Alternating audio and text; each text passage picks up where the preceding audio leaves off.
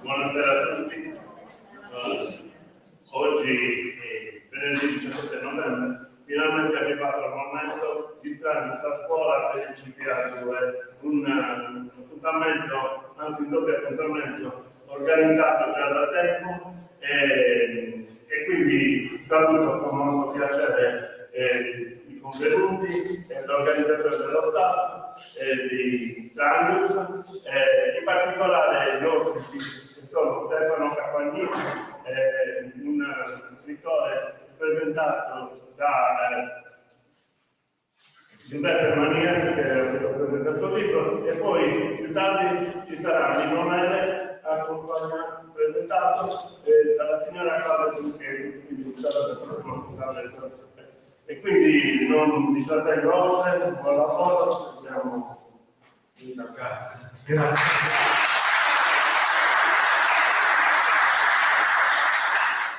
Ringrazio tutti voi, ringrazio anche le persone che casomai ci stanno seguendo su streaming. Abbiamo visto che anche nelle passate appuntamenti per le scuole questo è stato fatto. Allora, questo è l'ultimo appuntamento in pubblico, ma non l'ultimo appuntamento di Strangius, perché lunedì e martedì andremo anche nella scuola dell'infanzia.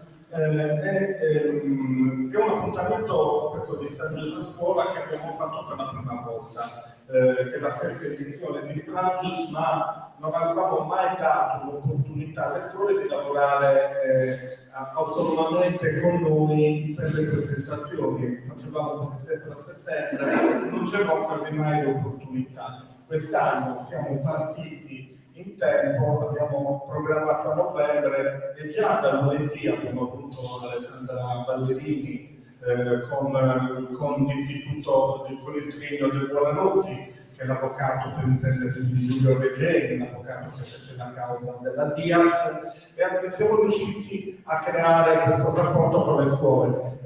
Non è uno Strangius 2, è uno Strangius, è tutto Strangius, tutto forestiero, avere l'opportunità di fare una cosa, di fare un evento con la popolazione scolastica di Serramanna, che sono 700 persone, significa fare Strangius.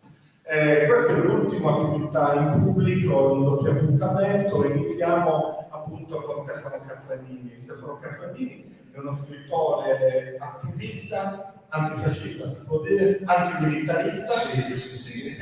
Assolutamente. Si diploma allo scientifico ed è un operatore del CERT, diciamo dell'ASL. Sì, senza dipendenze. Ho iniziato a lavorare in cooperativa con il disagio psichico e poi dopo dal 2004 per 10 anni in unità di strada del CERT e poi adesso sono 10 anni che faccio l'educatore al CERT di Parma, occupando ogni tanto di domiciliarità, situazioni sul territorio. Stefano è davvero un bandito, cioè è un bandito perché etimologicamente un bandito è messo al bando, perché tu puoi entrare in Turchia. Dunque, dalla Turchia sono stato fermato nel 2017. Nel 2017 ero già stato varie volte, soprattutto in solidarietà, lavori di solidarietà con il partito HDP. Il partito HDP è quello della sinistra filocurda, che comprende anche vari partiti della sinistra laica turca.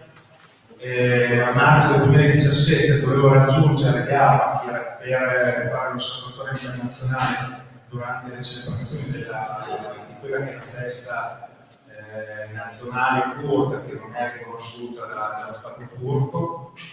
Sono stato fermato nell'aeroporto di Istanbul un giorno, e tra l'altro fa anche abbastanza ridere, adesso potevo raccontare perché dopo nella camera di sicurezza dell'aeroporto ero insieme a tante persone che erano aspiranti ai politici. e quindi c'è stato un po' di... no, non c'è stata nessuna tensione, dentro, poi comunque il giorno dopo m'hanno rilasciato, ci hanno caricato su un aereo e ci hanno spedito per fuori di via dalla Turchia. Puoi sorvolare gli Stati Uniti d'America? No, non è gli Stati Uniti d'America, non si possono vedere. Perché?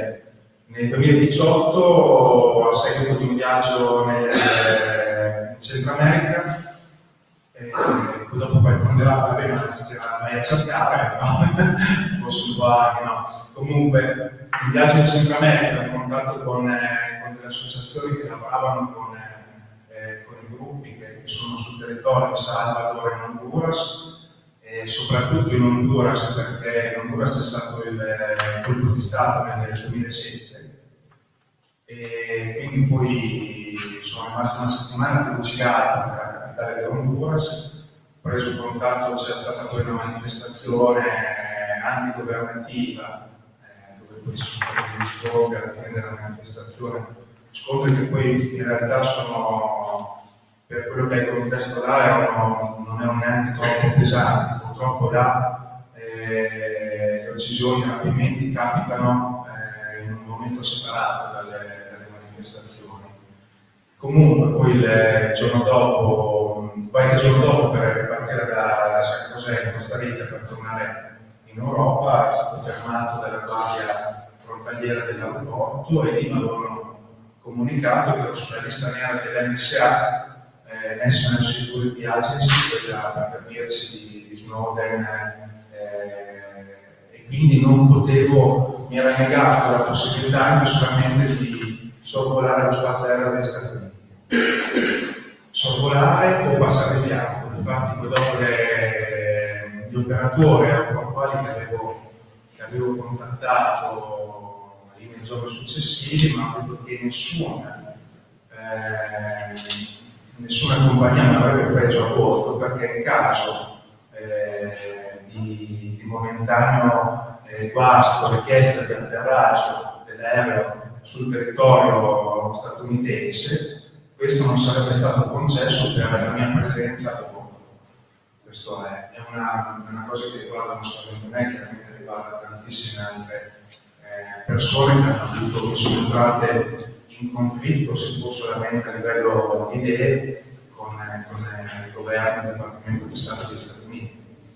Tegucigalpa purtroppo è una realtà, come tante altre realtà del centro e del Sud America, che sono in parte colonizzate dal governo degli Stati Uniti. A Tegucigalpa c'è un'ambasciata che è anche una base militare che è grossa quasi a metà della città.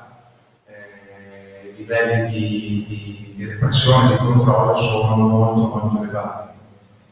Questo è, diciamo, rientriamo nell'ambito bandieri messi al bando, sì, si può dare. Questo libro ha, diciamo, 4 capitoli, tratta di 4 argomenti importanti, quelli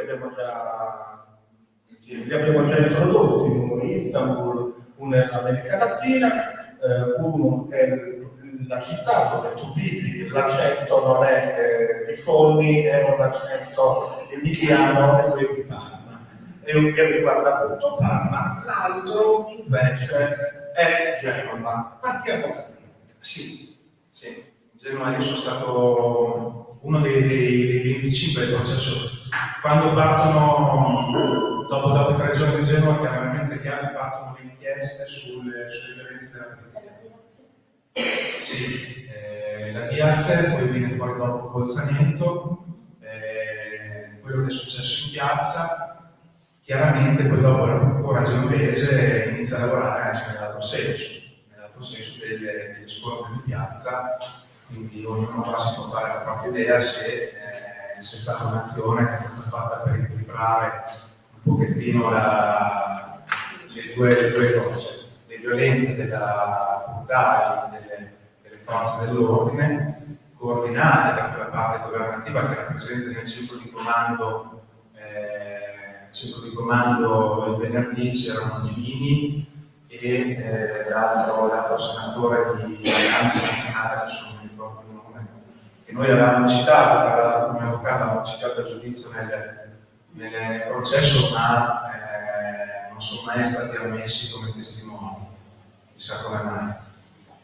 E allora quindi a dicembre del 2002, un anno dopo, ci vengono ad arrestare, sembrava un po' Giochi senza frontiere, ci vengono a prendere un po' in varie regioni, persone che non si sono, quasi tutte non ci conoscevamo, ci siamo conosciuti poi dopo in udienza al processo, con estrazioni politiche più differenti. Nel mio fascicolo c'è scritto che ero il capo del blog dell'Emilia Romagna, con questo individuale, non sono mai stato nato, sono sempre stato militante comunista, se vuoi senza partito, ma comunque. E quindi il 4 dicembre del 2009 il processo inizia, la fase del processo di 25 manifestanti. 25 manifestanti che eravamo additati come responsabili delle devastazioni saccheggio. Viene resumato questo vecchio reato del codice Rocco fascista, devastazione e saccheggio, che prevede una pena che va da 8 a 15 anni. E poi in più c'erano varie specifiche relative ai comportamenti individuali. Contate che dei 25 che siamo stati, non tutti sono stati arrestati, siamo stati arrestati una decina. Dunque tutti e 25 eravamo tutti inquisiti per i fatti del venerdì, quindi del giorno dell'omicidio di Carlo. Per i fatti del sabato non è stata fatta nessuna confessione, fortunatamente per quelli che sono andati al sabato, però già questo mi può far capire che c'era qualcosa di non proprio lineare.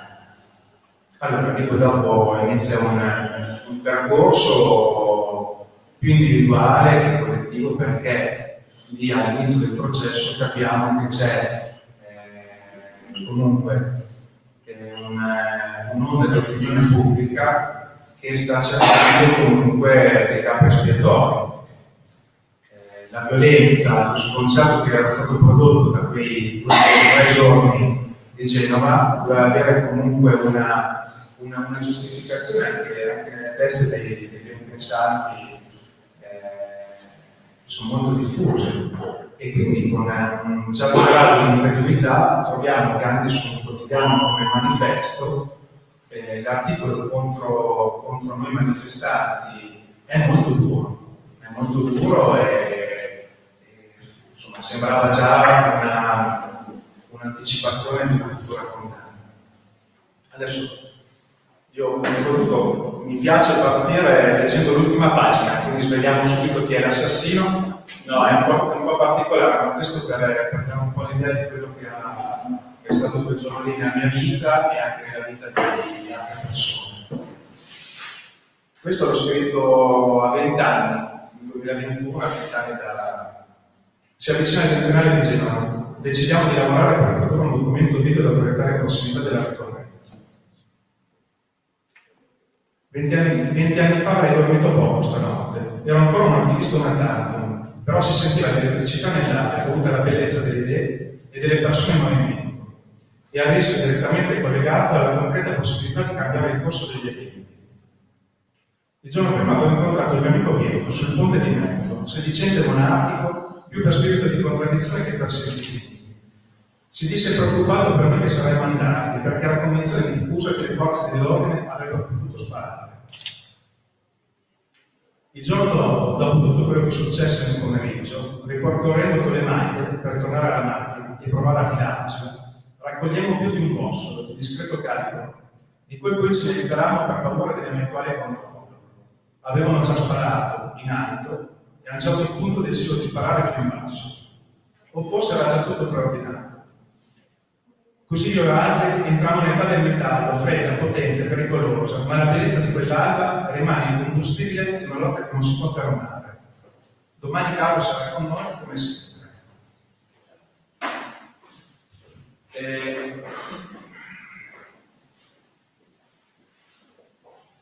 Quindi lì si apre una fase della mia storia e e della storia degli altri imputati. Abbiamo poi modo di conoscerci durante le udienze del processo, un processo che è stato poi molto lungo, abbastanza pesante, chiaro, perché comunque le imputazioni erano molto gravi. Per me c'era in particolare l'imputazione di avere aggredito un carabiniere, un tenente dei carabinieri, che io in realtà poi dopo, una cosa incredibile, in realtà era quello che avevo salvato, perché lui aveva fatto una carica da solo. Tutto questo era nelle immagini di Terra, il programma di Canale 5 condotto da Domenica Pozzo, al tempo magari qualcuno se lo ricorda. Solamente che questa era l'imputazione maggiore. Noi avevamo la registrazione della puntata dove si sentiva abbastanza nitidamente la mia voce che diceva basta basta, mentre toglievo degli altri ragazzi da sopra il carabiniere per evitare che succedesse qualcosa di irreparabile, di troppo brutto. Solamente che quei nastri qua, poi dopo una volta dalla questura alla procura si vede che hanno perso un po' di audio e non si sentiva più.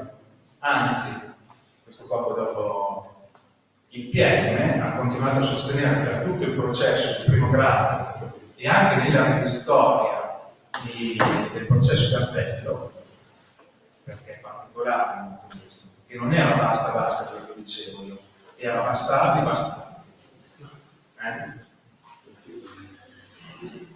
Quindi c'è il processo da queste accuse, da alcune accuse più...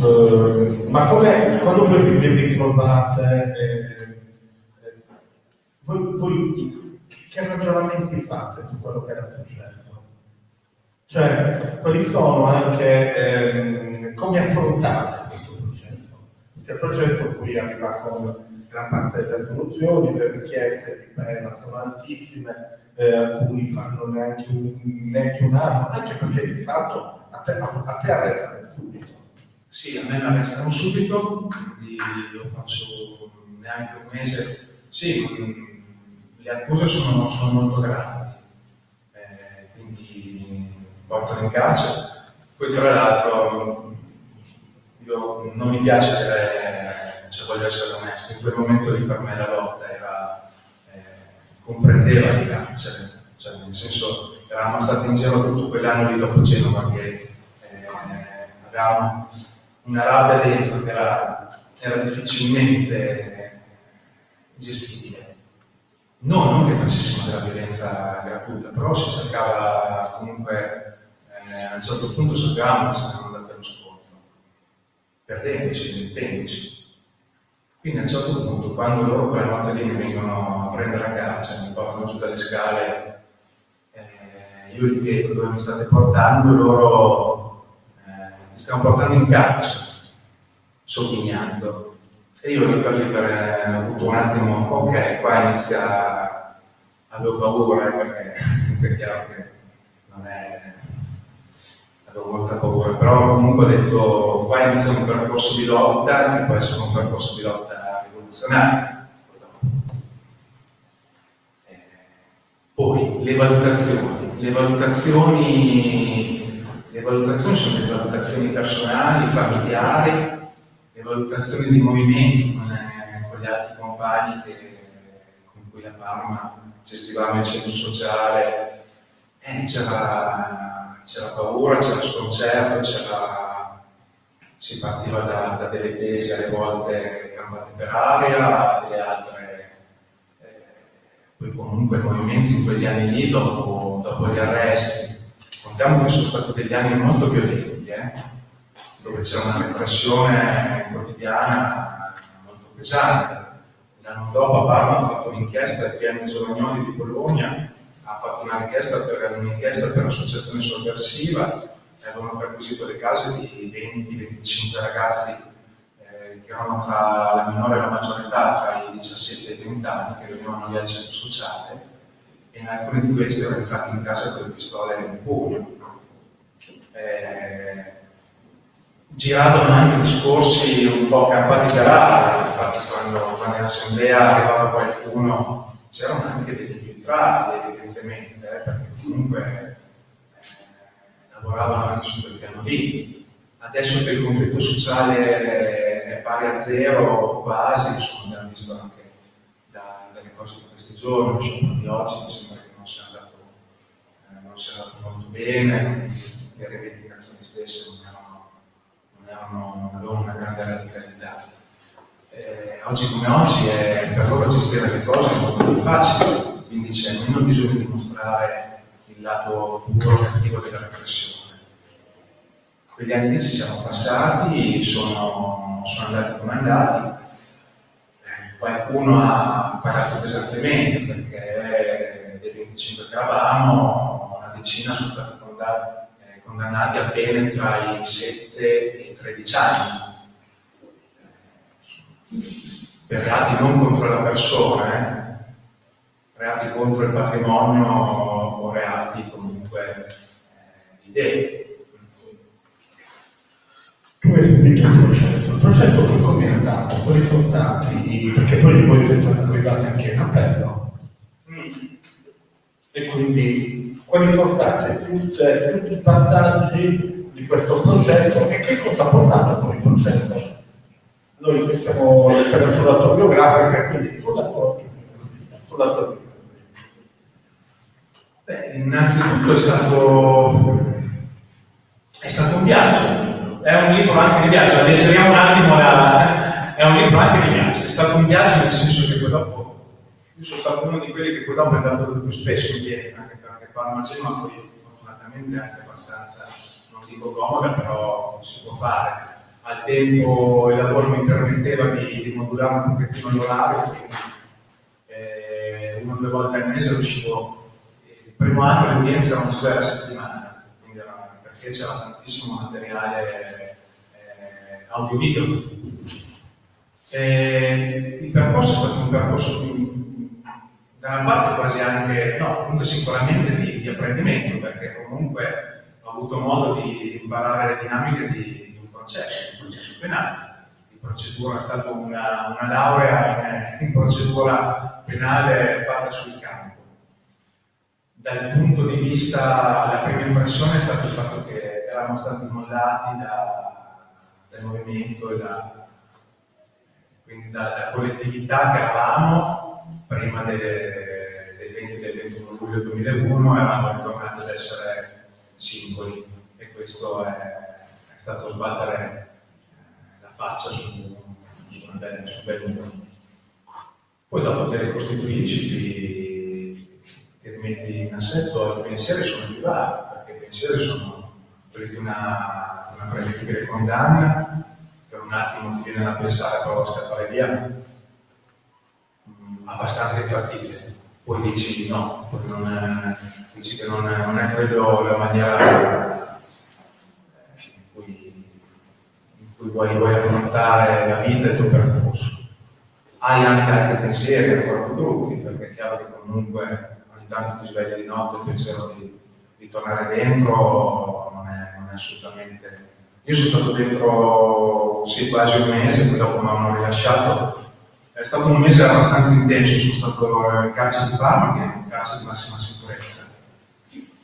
Oltretutto, oltre ad essere un carcere di massima sicurezza, noi che eravamo entrati, chiunque era entrato in quei giorni lì era additato come il giorno stesso in cui sono entrato o il giorno dopo vengo convocato dal commissario capo delle guardie del carcere nel suo ufficio e mi dice testuali parole: io e lei siamo due generali di 2 eserciti in guerra, che io non lo so, le truppe di dietro non me le trovo, e mi ha detto se vuole andiamo a risolvere io e lei a problemi qua dietro. Ho detto va bene, sì. Quindi questo era il livello di tensione che c'era, quello che poteva essere, tutto quello che poteva succedere. La paura più grossa era fin da subito che qualcuno potesse aizzare altri detenuti a fare quello che loro non potevano fare, perché comunque c'erano ancora i riflettori puntati sulla vicenda, quindi molta attenzione a tutto quello che capitava. E poi chiaramente c'era tutta la sofferenza enorme del carcere, delle persone che ci sono dentro, di tutto quello che è un mondo che insomma, non regala una seconda possibilità rarissimamente, perché basta pochissimo per rendersi conto che non c'è nulla che garantisca una possibilità di reinserimento sociale. Uno ha degli strumenti suoi, così, però generalmente questo non avviene. Le condizioni erano terrificanti, insomma, quello lì erano oltre l'immaginazione, c'erano dei ragazzi che non uscivano. La sezione dove ero io erano 25 celle da 2, erano quasi tutti ragazzi, persone magrebine, quasi tutti legati a reati di spaccio. Poi c'eravamo 3-4 ragazzi italiani, nessun altro usciva dal liceo, ero l'unico italiano che andava giù in cortile. C'era, mi ricordo, Daniele, un ragazzo di Piacenza, che durante una rapina aveva fatto molto male a un tassista. Non so neanche se è stata una rapina che era finita con un omicidio. Comunque lui era in cella, non si alzava da letto, non si lavava, non c'era nessuno che voleva stare di vita alla cella con lui, perché poi è chiaro, no? Poi cercano di aiutarsi uno con l'altro, questo qua un pochettino di solidarietà effettivamente c'è, però scusate. Però soprattutto è la violenza, la brutalità, il fatto che comunque annoia. Poi ci sarà qualcuno che lo può spiegare molto meglio di me, oggi, quello che vuol dire il carcere. E niente, in più chiaramente avevamo questo bollino rosso che di fronte alle guardie sembravamo al tempo le nuove brigate rosse. In realtà per gli altri detenuti c'era un misto di simpatia iniziale, perché ma tu sei entrato perché hai picchiato il poliziotto, e insomma poi dopo ho conosciuto tanta gente, perché per vari motivi poi insomma avevo iniziato a scrivere un pochettino di lettere in italiano per i ragazzi che non avevano la proprietà linguistica e la scrittura italiana per le famiglie, per gli avvocati. Quindi poi dopo mi hanno messo in sede da solo, dopo i primi giorni è stato tutto un mix di sensazioni, di incontri, e poi dopo c'era la possibilità di andare all'udienza dell'esame a Genova per la libertà, e io ho detto andiamo, tanto facciamo un altro viaggio. E quindi poi dopo lì arrivo a Marassi, e poi dopo Marassi è un altro. Però Marassi, pur essendo un carcere di vecchia concezione in mezzo alla città, solamente sentire il rumore di un clacson dalle strade decenti ti dà un ritorno di normalità che è una cosa che apprezzi. E quindi questo viaggio continuiamo fino alla fine del processo, continuiamo fino a quando queste accuse, gran parte delle accuse vengono non provate, quindi tu prendi un minimo di condanna, questo sull'anno, 16 mesi. Ecco, ad esempio, tu praticamente quando viene arrestato per una cosa che non hai commesso, no? Aver picchiato un cane. No, questa era palesemente falsa. Allora, durante il processo di primo grado, durante l'audizione del tenente di carabinieri, che era oggetto dell'evento, è stata un'evidenza particolare, perché lo stavano interrogando, gli facendo tutto per non guardarlo negli occhi. Io ero lì che continuavo a ripetermi mentalmente, dillo, e lui ha ammesso a un certo punto che era stato aiutato da qualcuno. Quando l'avvocato gli ha chiesto potrebbe descrivere questo qualcuno è presente nell'aula, lui è stato l'unico momento che mi ha guardato negli occhi, poi ha riabbassato lo sguardo e ha detto no, non saprei descriverlo, ma non c'è. Lì mi sono sentito crollare il mondo addosso perché insomma non è stato l'unico esempio di testimonianza fallace. Durante il processo la giuria probabilmente avrebbe potuto imputare vari esponenti delle forze dell'ordine che erano stati chiamati a testimoniare perché c'erano delle lacune nelle deposizioni che erano evidenti. Mi ricordo un graduato dei carabinieri che si era messo a piangere durante la deposizione, una cosa abbastanza particolare, altri che balbettavano. È stato un processo sommario, come molto spesso accade.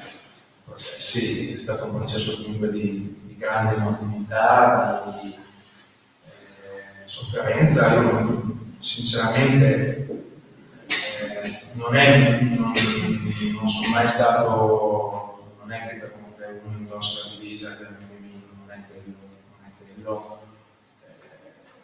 Diventa problematico quando la divisa va ad annientare la tua umanità, la tua dignità, la ricerca della verità. La gloria dovrebbe essere a protezione della verità, dovrebbe essere un'istituzione che non vuole inviare in maniera.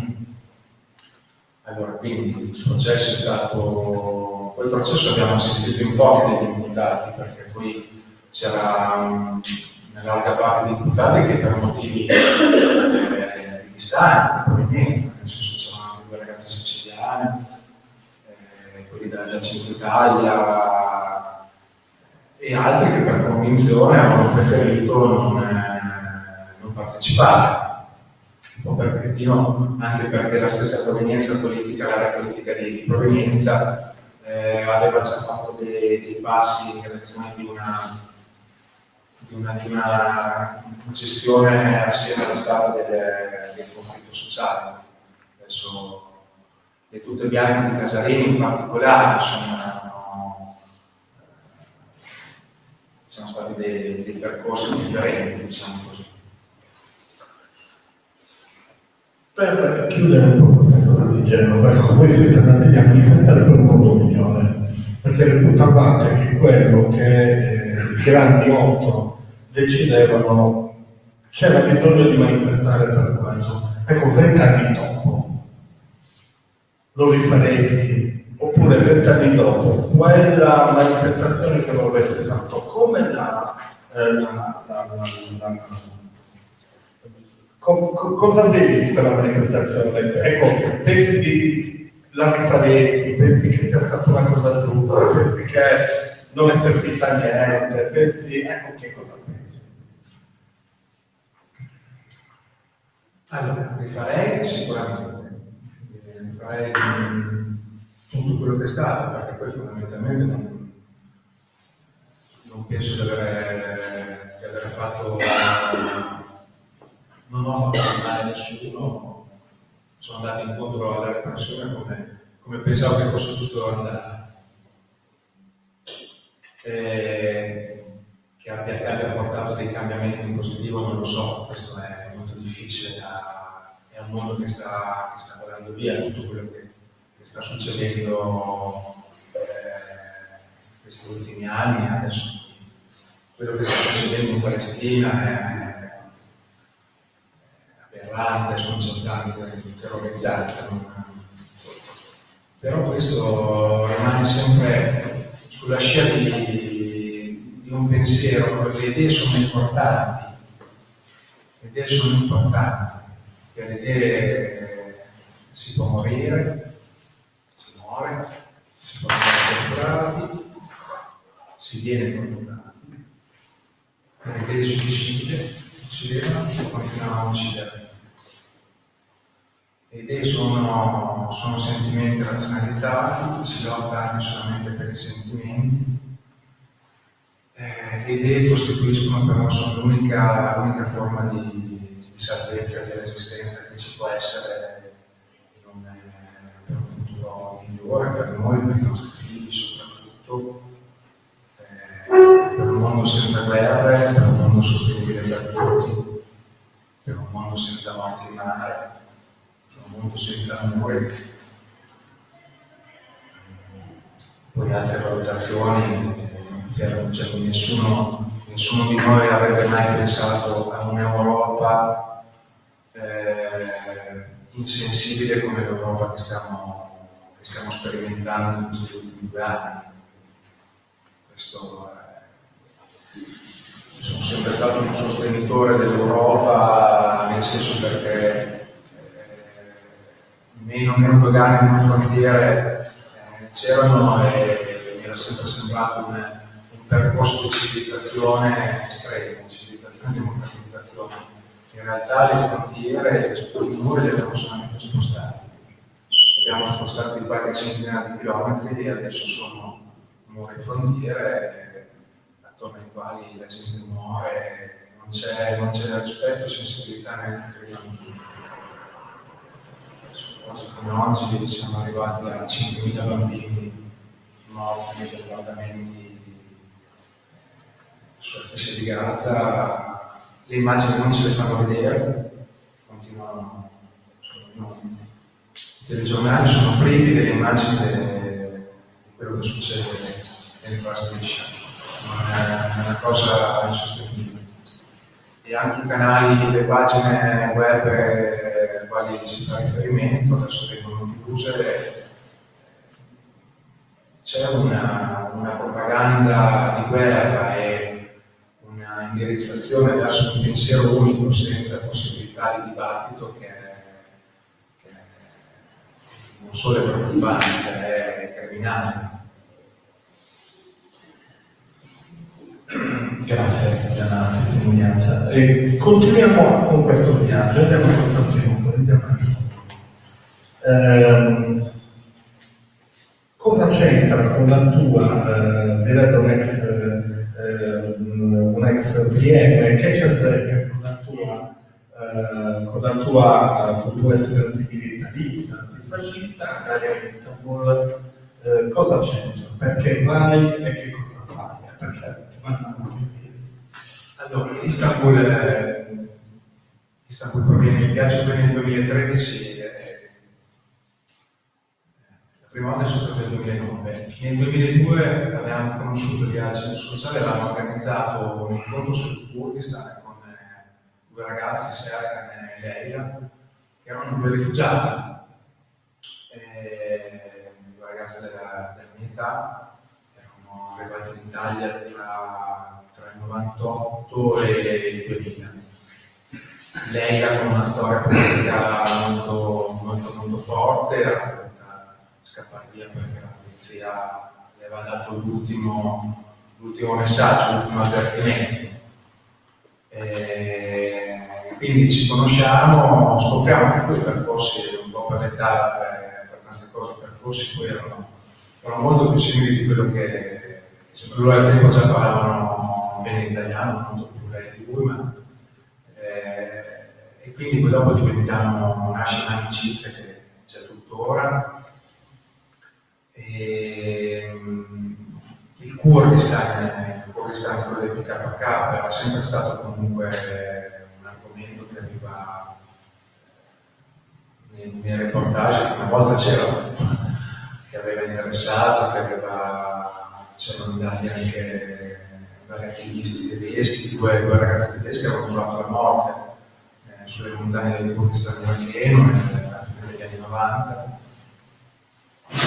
Quindi niente, nel 2009 faccio il mio primo viaggio a Istanbul accompagnando Cihat, che era il fratello di Leila, nel frattempo era venuto a vivere anche lui in Italia.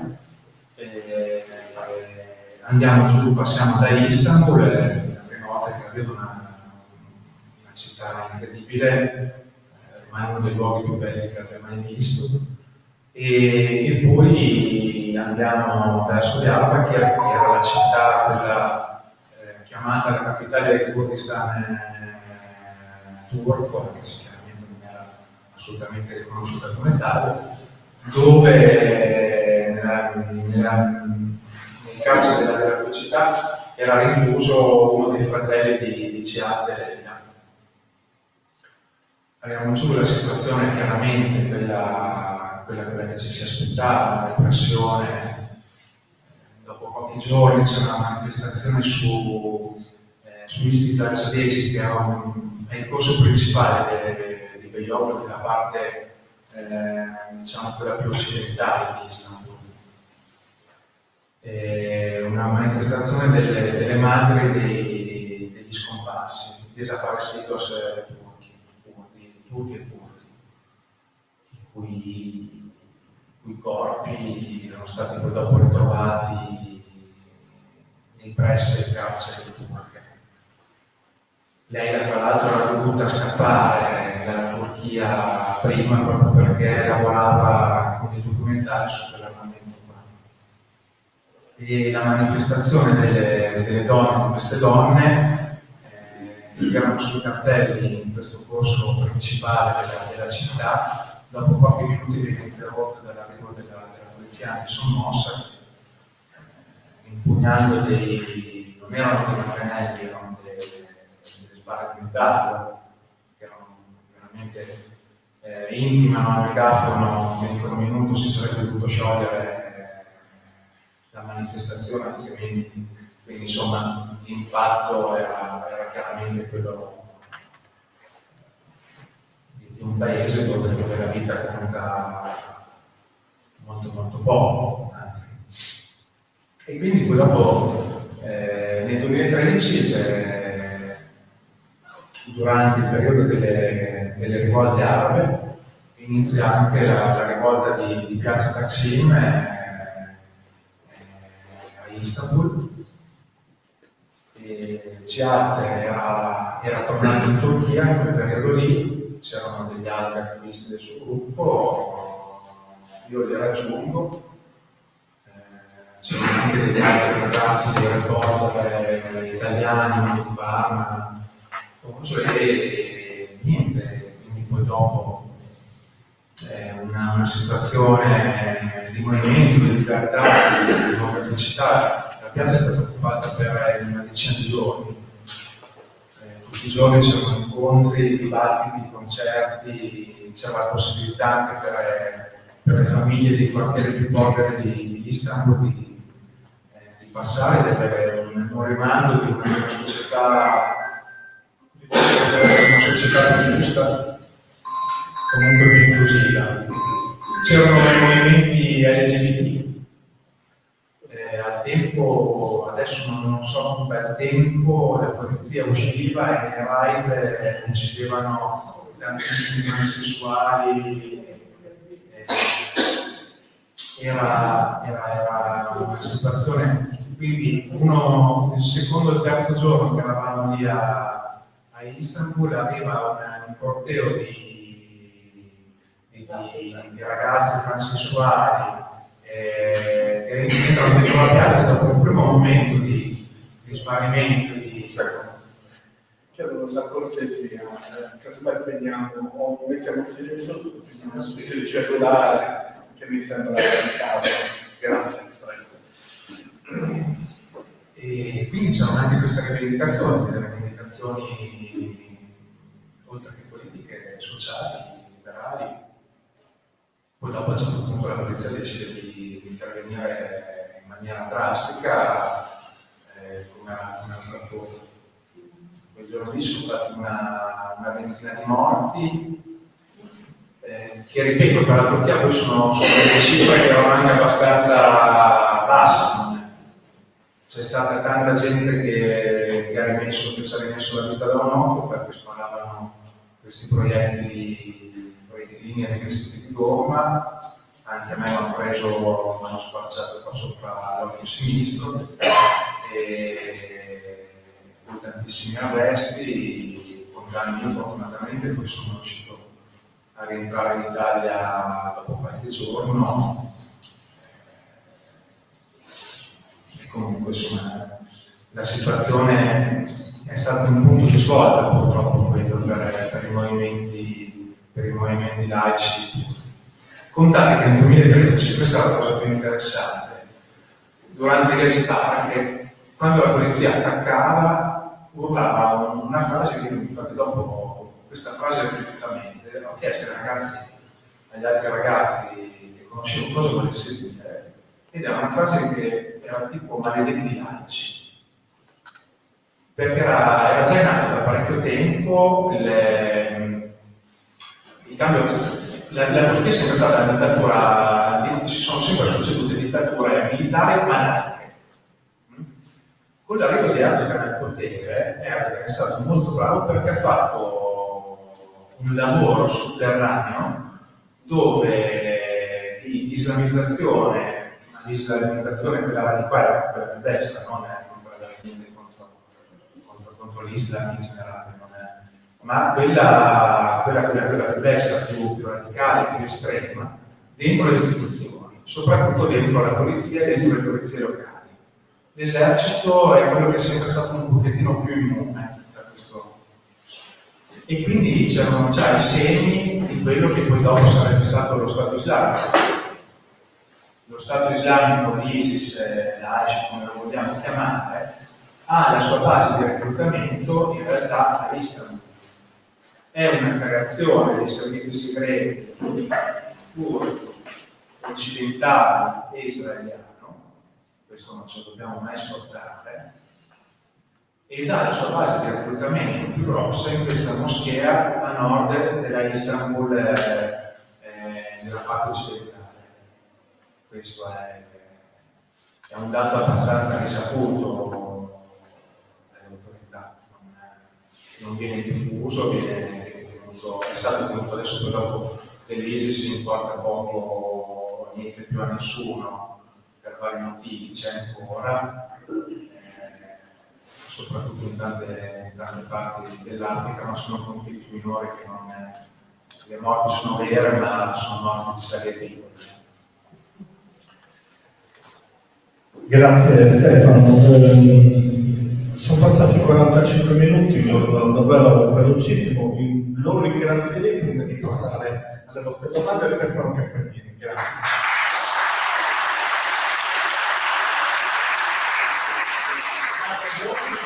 Scusate per la pesantezza degli altri, in realtà sono molto più normale. Noi siamo tutti argomenti felici, sempre giuristi. Passerei la parola abbiamo prima del secondo intervento, quello con il nome 10 minuti per le vostre domande. Certo. Solo una cosa, con Genova chiese che sia stato l'ultimo, la serranda che si chiude sui movimenti, soprattutto giovanili, antisistema. E che cosa succede dopo Genova ai giovani che hanno bisogno di manifestare, però non accettare la società che diventa sempre più dolcemente opprimente, con il dolcemente tra virgolette. È stata la serranda, come dici te, per una generazione, per più di una generazione. In realtà gli anni dopo ci si scorda spesso che 2 anni dopo a Roma la manifestazione, quella mondiale contro la guerra in Iraq, solamente a Roma non ci si piazza 3 milioni di persone. È un numero pazzesco. Forse è stato l'idea, perché quando tu movimenti 3 milioni di persone in un paese di 60 milioni, quindi una persona, un italiano su 20 era in piazza quel giorno lì. E non è risultato perché la partecipazione del nostro governo all'occupazione illegale dell'Iraq, perché ricordiamoci che un'occupazione dell'Iraq non era mai stata avallata da nessun organo internazionale. Quello probabilmente è stato, poi si è sopravvissuti con ondate più o meno di portata più o meno ampia, Si è poi arrivati agli ultimi anni che effettivamente c'è molto poco. Io di speranza, 2 sabati fa abbiamo organizzato una manifestazione a Parma per la Palestina. Siamo tornati a essere più di 2000 persone in corteo. C'erano tante famiglie arabe, vicine arabe, ma c'erano anche tanti ragazzi italiani, superiori. E per un attimo ci siamo guardati, io e gli altri vecchi, diciamo così, del movimento, ho detto, ma sembra un attimo la macchina del tempo, perché sembra di essere tornati indietro.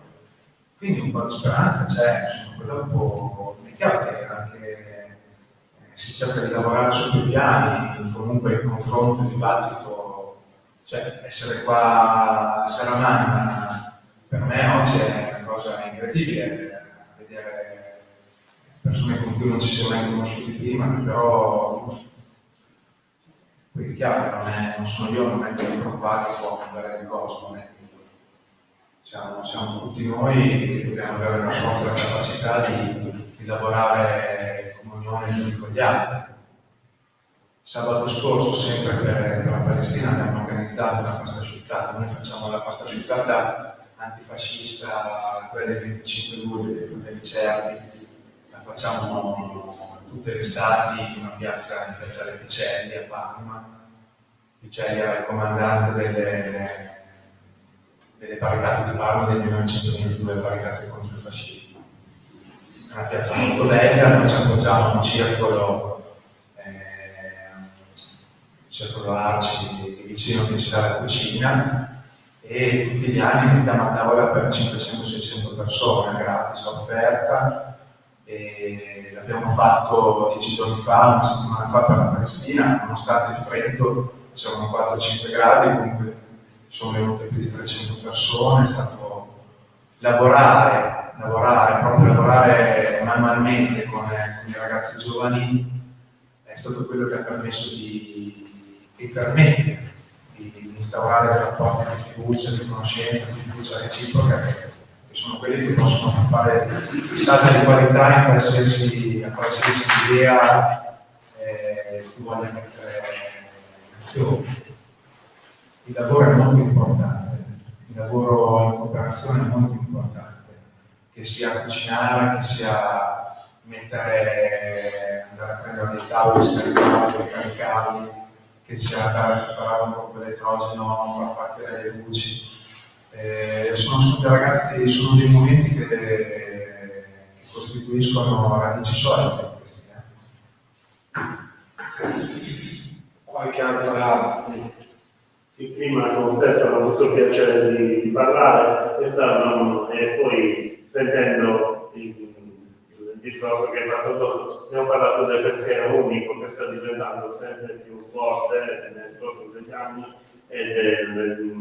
insomma, che cosa consiglieresti a noi della scuola, ma anche a i giovani, vincere, per far sentire la propria voce anche contro il pensiero unico? Sono un po' in difficoltà, perché no, lo dico proprio perché come io penso che così da esterno, la mia compagna lavora a scuola, come ti dicevo prima, proprio in questi giorni ha avuto un caso di una sua classe nuova dove ci sono stati un istituto tecnico,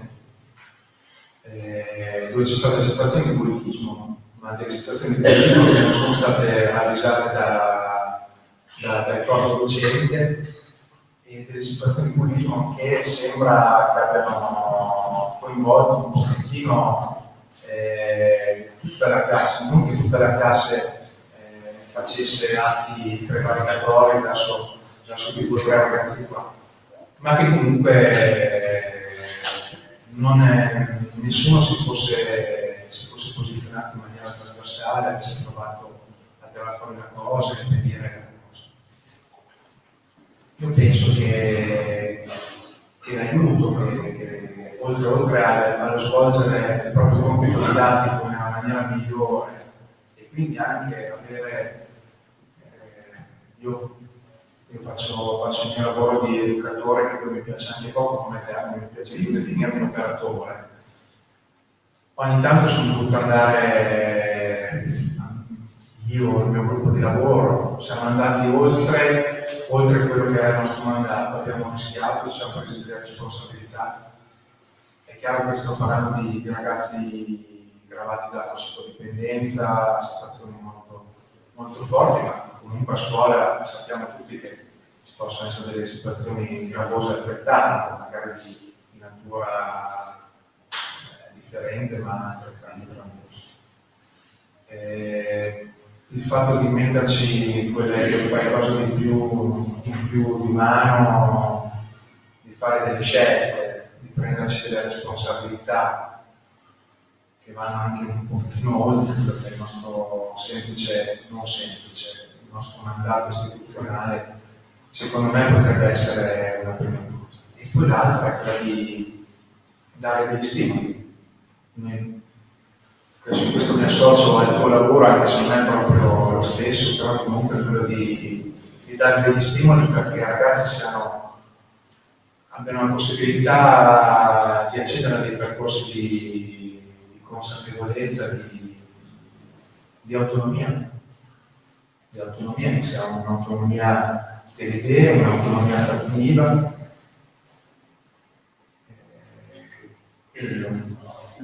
Poi ci dovrebbe essere la società, i corpi intermedi, i famosi corpi intermedi che oggi come oggi lavorano, c'è un associazionismo di base che funziona ancora, molto più spesso è quello di stampo cattolico. Io non sono mai stato credente, la mia famiglia non siamo assolutamente laici, però io negli ultimi 20 anni ho lavorato con alcune associazioni in maniera molto più, e anche adesso incontro, dicevo a Giuseppe che abbiamo organizzato assieme al tavolo per la pace l'incontro con la madre di Vittorio Rigoni, è stato un incontro molto bello, dove sono emerse delle cose, un argomento molto, soprattutto adesso molto difficile, molto pesante.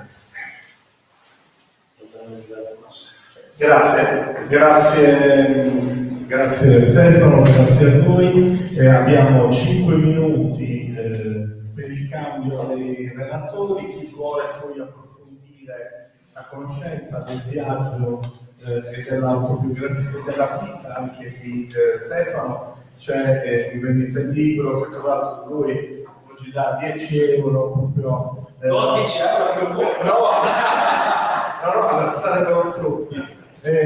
Richiederlo e quindi adesso a parte gli scherzi vi ringrazio ancora. Abbiamo 5 minuti nel caso di chi è stato in carcere di libertà, non c'entra niente con lo specifico, e con 5 minuti iniziamo con Frater Zocchetto e Annino Neve. Grazie ancora, grazie a